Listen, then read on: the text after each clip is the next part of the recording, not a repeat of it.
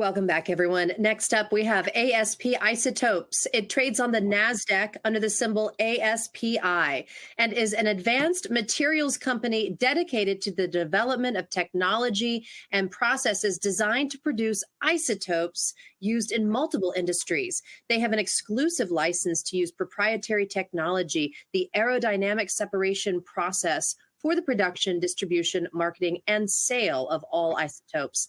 Their focus is on the production and commercialization of enriched isotopes for healthcare and technology. Pleased to bring on to our conference today the CEO and Chairman, Paul Mann. Welcome back, Paul. How are you today? I'm good. Thank you for the introduction, and thank you for the opportunity to be here to present to you. So I was going to go through the corporate slide deck today, which will take about 10 to 15 minutes. And that leaves plenty of time for Q&A at the end. So please just view these forward-looking statements and comments on industry and market data. So let's start off with kind of who we are. So the company was actually only incorporated about 18 months ago by a group of us who discovered this technology in South Africa. And this technology came from South Africa's nuclear engineering program back in the 1980s. Where South African engineers are some of the most advanced nuclear engineers in the world. They built 6 nuclear weapons and 2 nuclear reactors, and there's an incredible era of nuclear engineering. You know, in 1994 things changed, and they were left looking for work. So they started focusing their efforts on enriching stable isotopes for novel applications. Almost 2 decades later, we find them. I thought this was really interesting technology. So I'm the chairman and CEO, and my background really is I'm a chemical engineer by training. My background really is on Wall Street, where I've been an investor in healthcare and chemicals companies for the last sort of 20 years or so. And I kind of recognize just how valuable this technology could be if we put it into the right hands and commercialized it. Sergei Vasetnov is the vice chairman of the board. He's also really he spent a number of years in chemical R&D, research and development, and then went to Wall Street, where he was one of the lead chemicals analysts. Then went to LyondellBasell, where he helped take the company, from where it left bankruptcy in 2010 to where it trades today. And then Dr. Hendrik Strijdom is our chief technology officer, and he was one of the engineers and physicists that worked on the nuclear program during the 1980s and 90s. So that's kind of who we are. In terms of what we do, we have a technology, a unique technology, which I'll talk about later, which allows us to enrich isotopes in a very environmentally friendly manner, very low capital cost, and it's a very cost-effective way of producing isotopes. And we'll talk about what isotopes are in a moment, but basically our plants are small, modular. We can build them fairly quickly and efficiently. And that puts us in a very competitive position. Isotopes are pretty interesting right now, just for many global geopolitical reasons that are taking place. There's huge demand for isotopes and new producers of those isotopes. This next slide here just shows some of our recent achievements and future milestones you should look forward to as investors. So we've actually achieved a huge amount over the last 18 months. We've acquired 2 incomplete or partially constructed isotope plants in South Africa. That's where I am today. And we've actually completed the construction of one. It's mechanically complete. It's operating. It's working. It'll start producing commercial product in the second half of the year. And the second plant will be mechanically complete over the summer. We should also start producing commercial product towards the end of the year as well. So it's been a fantastic time getting these 2 plants and building them. We've signed an agreement to sell up to $25 million a year of molybdenum-100 to a Chinese purchaser, basically the Chinese equivalent of DOE, called Brichem. And that's from molybdenum-100, which goes into healthcare applications. This slide says we signed an MOU with a North American customer. We actually, since this slide was written, we've actually executed the commercial agreement with a Canadian customer. That's a take-or-pay contract that will guarantee at least $2.5 million of revenue a year. And we suspect the target number is more like sort of $3 to $4 million a year. In terms of what to look forward to over the next 18 months, we intend to complete the second larger plant in South Africa. We intend to secure at least 2 more supply agreements for isotope production for new isotopes, either in the healthcare space and the technology space. And obviously, we still intend to start commercial production of isotopes at both our plants. We'll become the world's largest supplier of carbon-14 to the medical and agrochemical industry.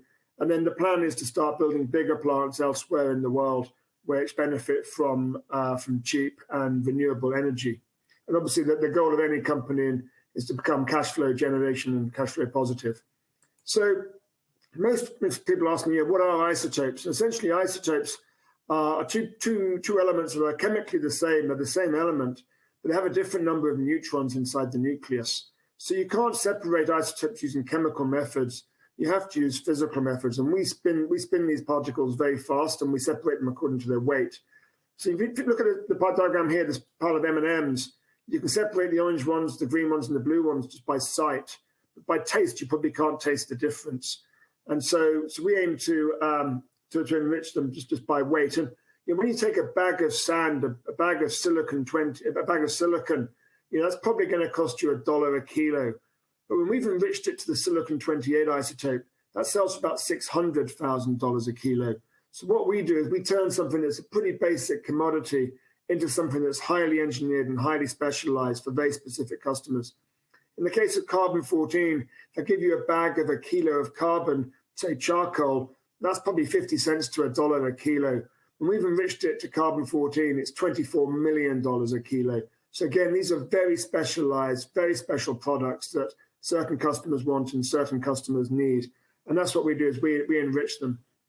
In terms of where they're used, there's been a lot of isotopes used in the nuclear power industry, in the medical diagnostic and imaging industry. They treat various diseases and cancers, many different other applications in everyday life that you kind of see. In terms of in the future, they're going to be needing a lot of new technologies and new industries that are emerging right now. So quantum computing, for example, advanced medical therapies and new diagnostic procedures, and other kind of high-tech specialist end markets. So in terms of the supply demand is critical for any chemical or any natural materials. So we're at an inflection point in terms of supply demand right now. In that when you look at one of our isotopes, molybdenum-100, molybdenum-99 is the current isotope that's used. That's produced in 10 nuclear reactors around the world, and 9 of those 10 are expected to cease production in the next 10 years. And that's going to put a huge supply-demand imbalance into the marketplace. And we believe our molybdenum-100 can replace that. The other interesting thing with isotopes is that Russia has historically been the largest supplier of isotopes globally. Most customers would say they've been a poor supplier. Some months they're available, some months they're not. But obviously, given the recent geopolitical events, purchasers of isotopes, both governments and companies, are certainly evaluating who they use as their suppliers of key raw materials. In terms of the growth in demand, again, I think we're at an inflection point in growth of demand. So many new isotopes that will drive healthcare innovation over the next decade. So we believe molybdenum-100 and molybdenum-98 are excellent replacements for molybdenum-99 that's currently used in the imaging business. Ytterbium-176, we believe, will become an exciting cancer therapy in the next decade. Likewise, nickel-64. And then carbon-14 is, as I said, historically been single sourced from Russia, and that's not available. So medical isotopes, we see good demand there. In terms of quantum computing won't work without silicon-28.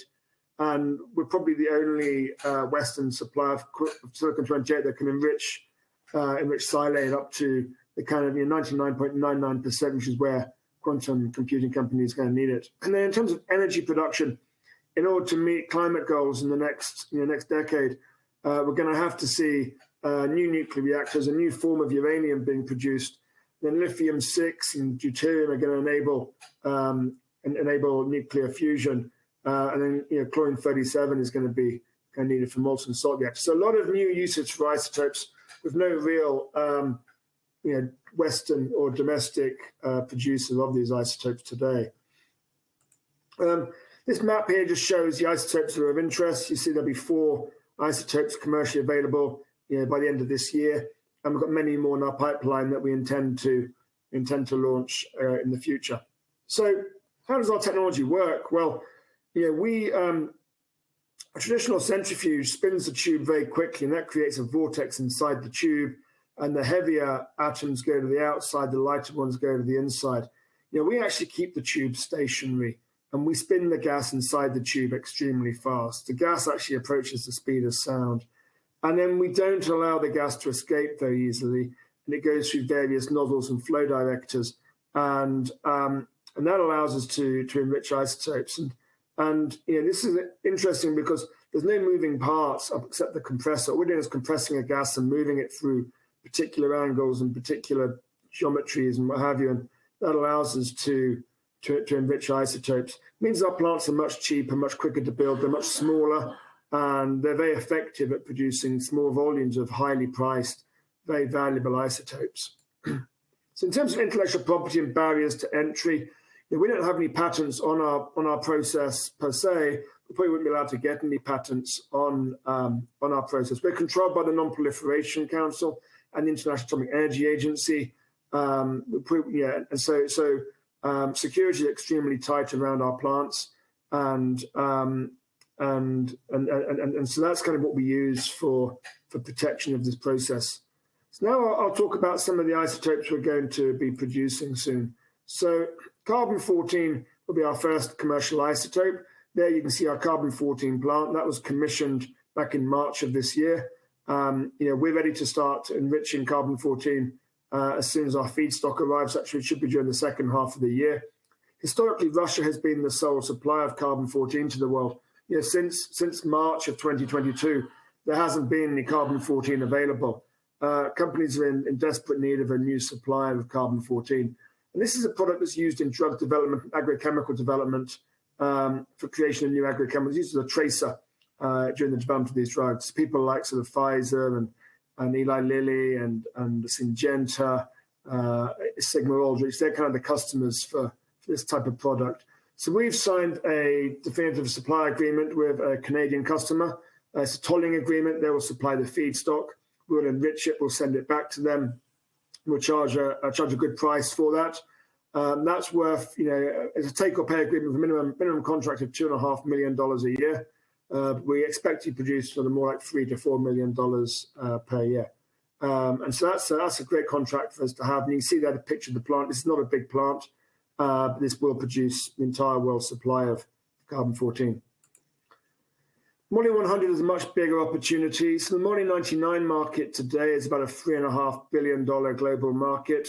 That whole market is produced in 10 nuclear reactors around the world.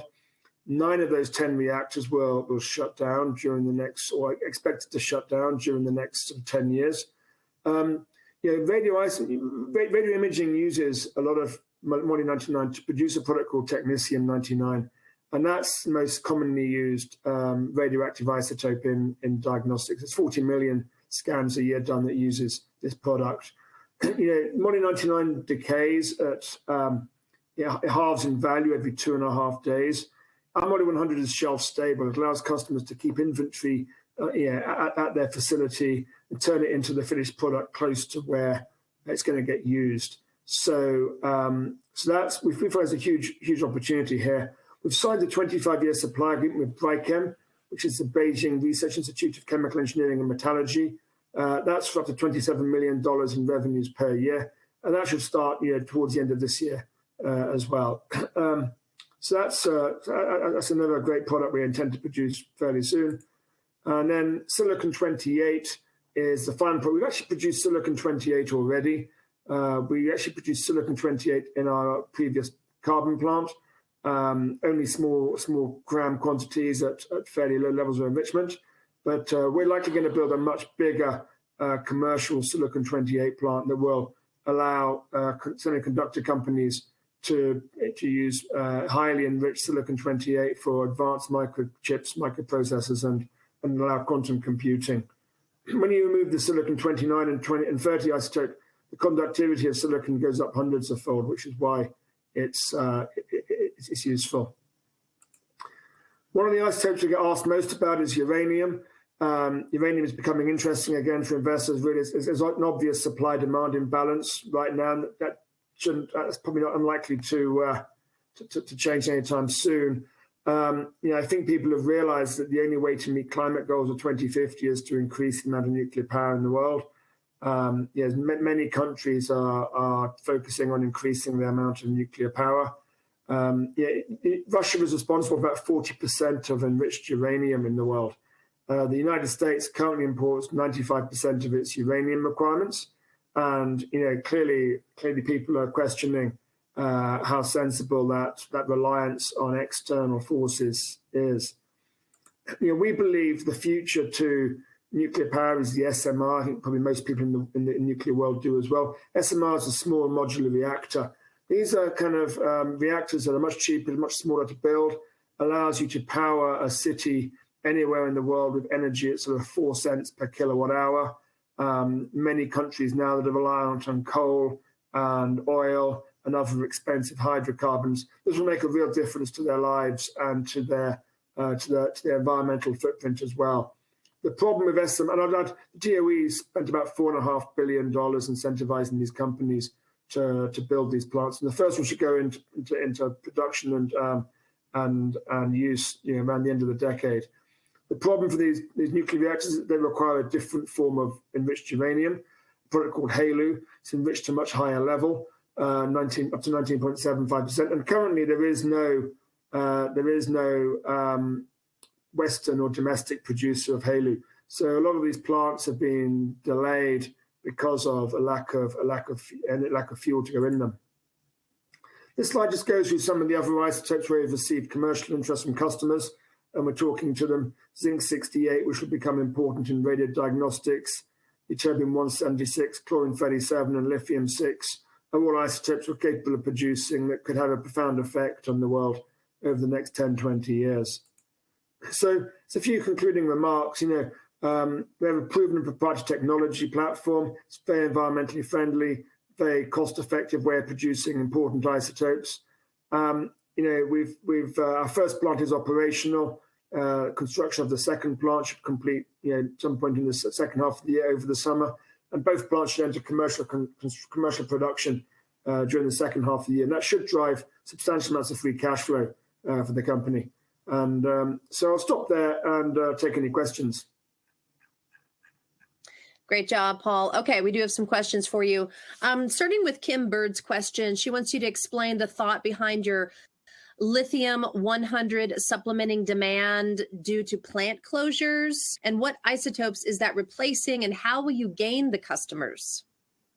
Yeah, thanks for that. So that's quite a lot of questions in one. So right now, the market is that molybdenum-99 comes out of these 10 nuclear reactors. It's then cleaned up and it's shipped around the world, where it ends up in a radio pharmacy. That radio pharmacy converts into technetium-99, and that's injected into the patient. Now, molybdenum-99 has a half-life of 2.5 days, 66 hours. So it halves in value every 2.5 days. So you're transporting this product around the world, and it's a real race to get it from the reactor to the customer. Technetium-99 has a 6-hour half-life. So again, that's produced really close to where the customer is. And that's important. The half-life's important because you don't want the product to hang around inside the customer or consumer for too long. You want to have enough energy in long enough to take a picture of the patient. So that's the current market today.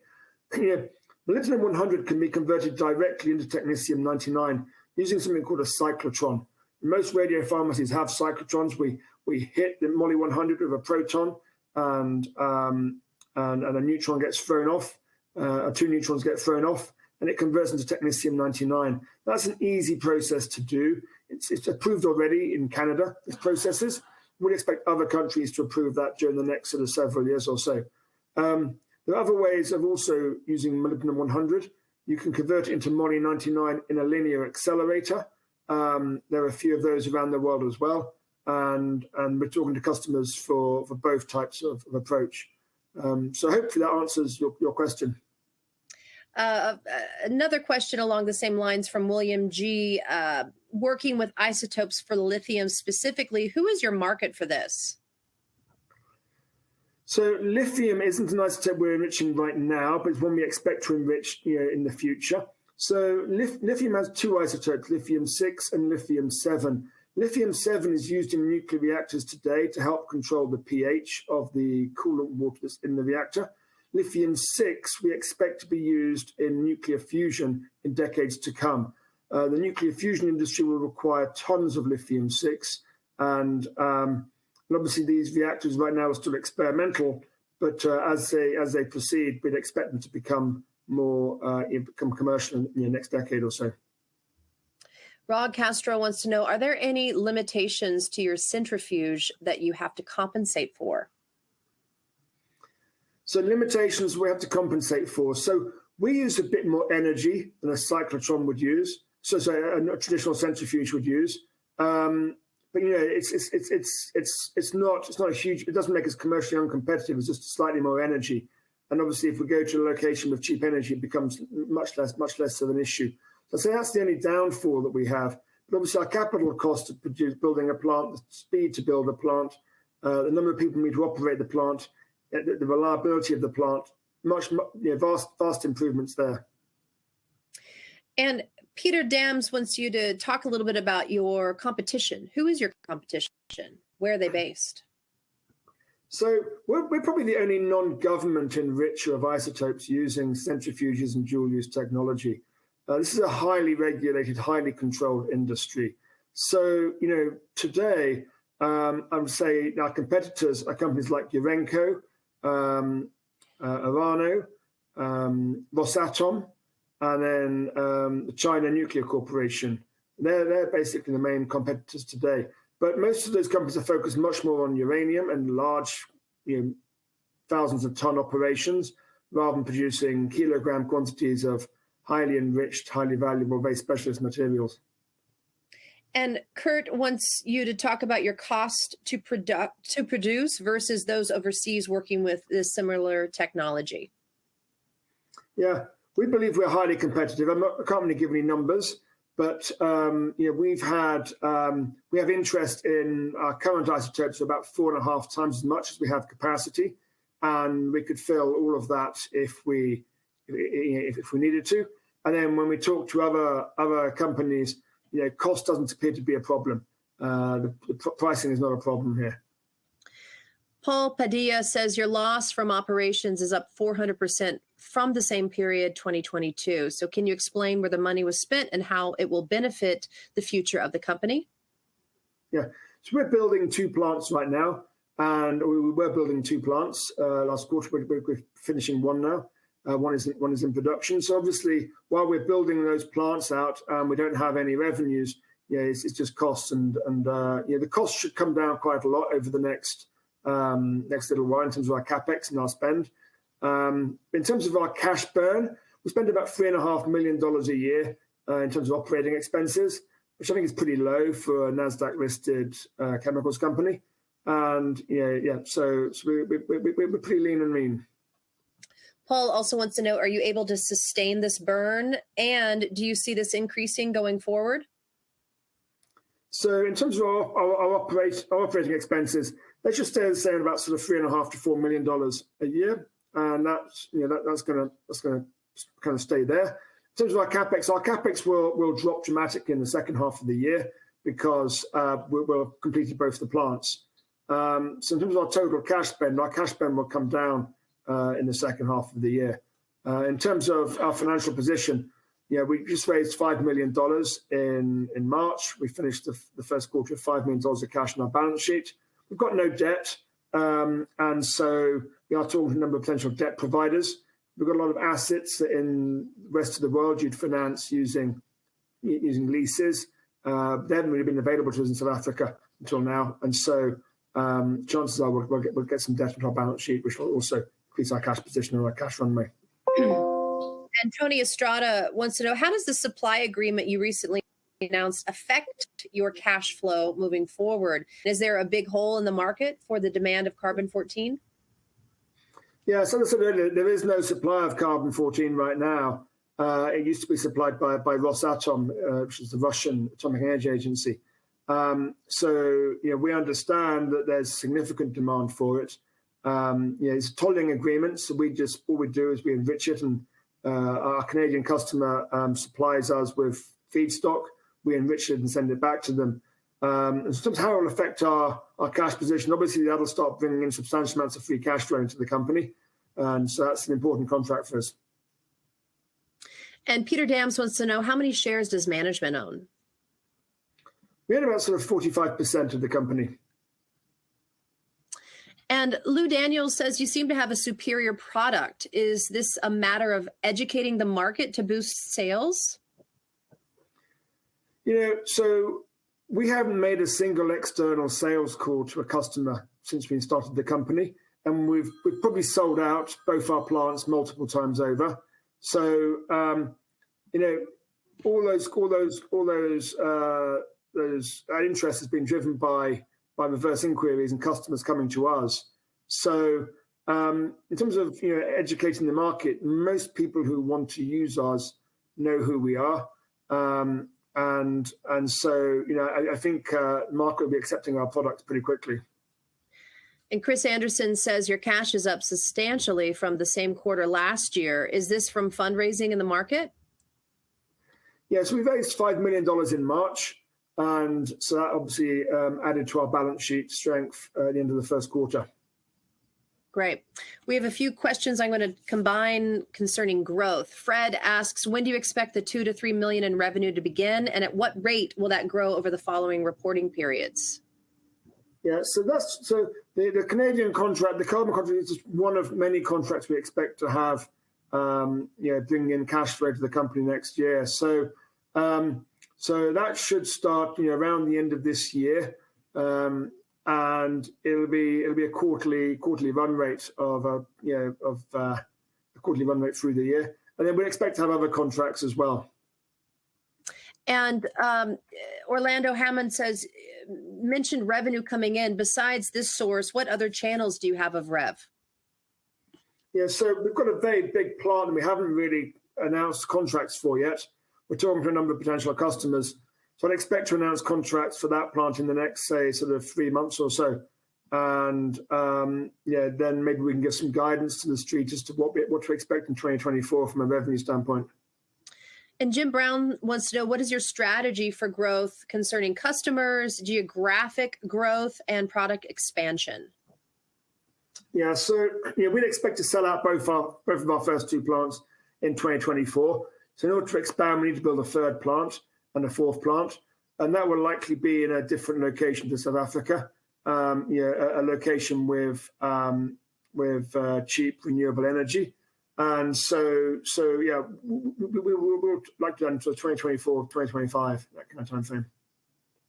And Ignacio asks, how are you thinking about your liquidity needs in the future? Can the company use these contracts and debt to grow without constantly raising equity?